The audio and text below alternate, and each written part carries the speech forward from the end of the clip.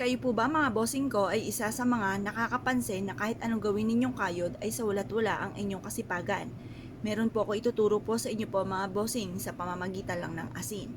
Marami kayong pwedeng gawin mga bossing at ituturo ko po sa inyo lahat-lahat ang pwede nyong gawin. Pero masasabi ko lamang kapag gagawa kayo ng ganito, i-mindset nyo na at damhin nyo na ang swerte. I-mindset nyo na kayo magiging matagumpay. Kasi kung kayo gagawa ng ganito at nasa isipan po ninyo na kayo ay malas, malas nga po mga magaganap. Makapangyarihan ng ating saliktain, ang ating isipin. Kaya mas mainam mga bossing ko, i-mindset nyo na kayo magiging matagumpay at makakamit nyo lahat ang mga pangarap po ninyo.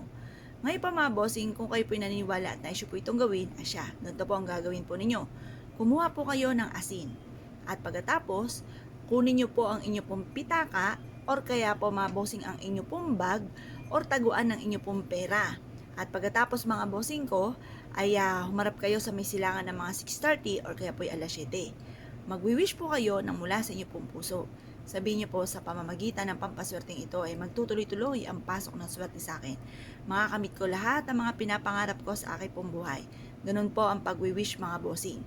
Ngayon po mga bossing, habang hinahaplos nyo ito, sabihin nyo, magkakaroon ako ng napakaraming pera. Ganun po ang pagwi-wish sa inyo pong pitaka. Ipagpagpagpag nyo po ito, kaya mas mainam. Alisin nyo muna ang mga laman po nito, mga bossing, mga IDs ninyo, mga pera, mga barya, tanggal-tanggal nyo po muna. Tapos ipagpag nyo po ito. At pagkatapos ay ihaplos or ipahid ang ating pong asin mga bossing. Sabi niyo po, magkakaroon ako ng napakaraming pera at kailanman hindi na ako mamumblema tungkol sa usapin ng pera. Matutupad lahat ang mga pinapangarap ko. Ganun po mga bossing.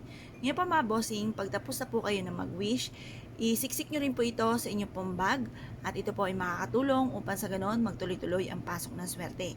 Proven po ito na napakaswerte basta't may 100% kang paniniwala sa magatong mga pamamaraan. Ngayon po mga bossing, pwede rin naman pong ihaplos nyo po ito sa taguan ng inyo pong pera. Upang sa ganon kayo po ay ang inyong kaperahan ay dumami ng dumami ng dumami ng dumami.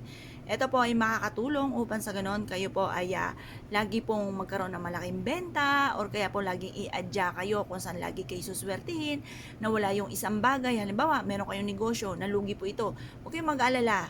Isipin nyo na lang kaya ito ay nangyari dahil may darating na mas higit po dyan.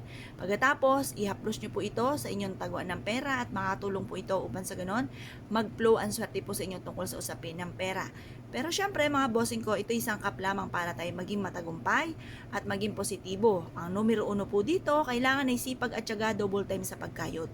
At mas matinding kapit sa mahal na Panginoon. Huwag kang makakalimot magdasal. Ako po mga bossing kapag may mga pagsubok na pinagdadaanan, dahil ako po dumadaan din sa mga ganyan kasi lahat naman po tayo may mga pagsubok na pinagdadaanan.